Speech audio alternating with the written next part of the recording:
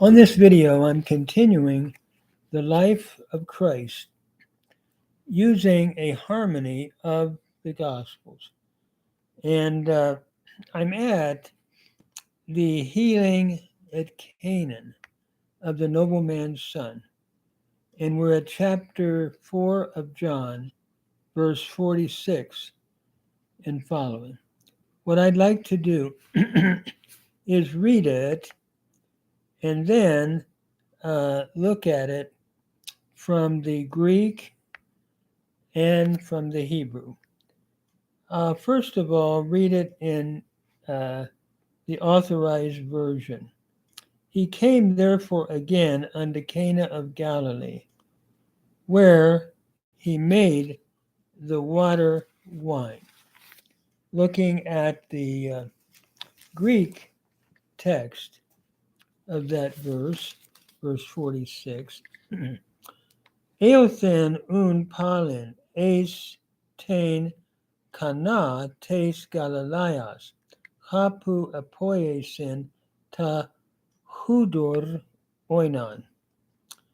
For he came again unto Cana of Galilee, where he made the water wine into wine. Eothen is the aorist indicative active from ergamai, third person singular. Therefore he came again, eis tain kana tes Galileas, unto Cana of Galilee, where apoiesin ta hudor oinon, where he had made the water wine into wine. Apoiesin is from poieo. It's the aorist indicative active third person singular from poieo. Notice you have your epsilon and your sigma here indicating the aorist, and a contract verb poieo changing to an eta before the sigma here in this aorist form. So where he made the water wine or into wine. Looking now at the Hebrew text of that verse 46 of the chapter. Let me just read it in John 3 or John 4, verse 46. So it reads, give me 1 second here so I can get the Hebrew, verse 46.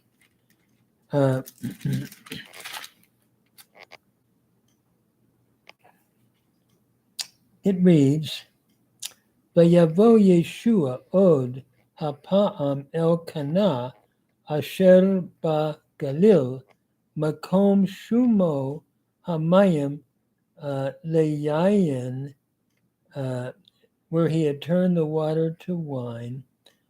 Ve'ish haya me avdei hamelech uveno holeb bichvar Nahum.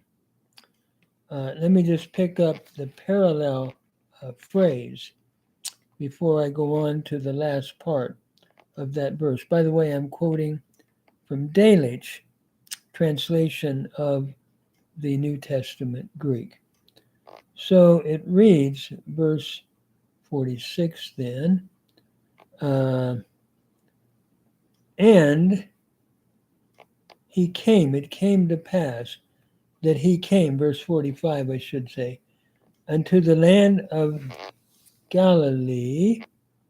Let me go back here. Verse 46. Vayavo Yeshua od hapa'am el Kana. And Jesus came again unto the place, another time I should say, unto Canaan, asher b'Galil, which was in Galilee, Mekom sumu hamayim layayin, where he had turned the wine or the water to wine. So he came again, Jesus, into the place where that miracle was performed. Vayavo is from bo, it's the cow imperfect, third masculine singular from bo, with a vav consecutive. And Jesus, Yeshua, came again unto the place, unto Canaan, which was in Galilee, the place of literally his placing the water to wine. Sumu is from seem. Here we have a cow infinitive construct followed by the pronominal suffix third masculine singular unto the place, to place with reference to him, of his placing the water to wine. And then we read on, looking at the English then, and reading on. And there was a certain nobleman whose son was sick at Capernaum, would be the authorized version. And so reading again the Greek text of that verse. And at Capernaum there was an official whose son was ill. The Greek reads in verse 46, Kai ein tis basilikas hu ha huias asthene in Capharnaum. That is, and literally, there was a nobleman whose son, who, by the way, ein is your imperfect indicative active from a me. There was a certain nobleman whose son, asthene, was sick, from astheneo, imperfect indicative active, third person singular, in Capernaum. So now we're going to see Jesus do his second miracle. And my battery is about to run out. So let me just continue in the Greek here, reading the Greek text of verse 46. So it reads, He came again a second time into Capernaum in Galilee, Makom Sumo Hamayim Layayin, where he placed the water to wine, V'ish Haya Me Avdei Hamelech. And there was a man from the servants of the king, literally, Uveno Holeh Bichfarnahum. And his son was sick. Holeh is a cow participle masculine singular from Chala in Capernaum. And so we have a man who was from the servants of the king, literally. Haya is the cow perfect, third masculine singular from Haya.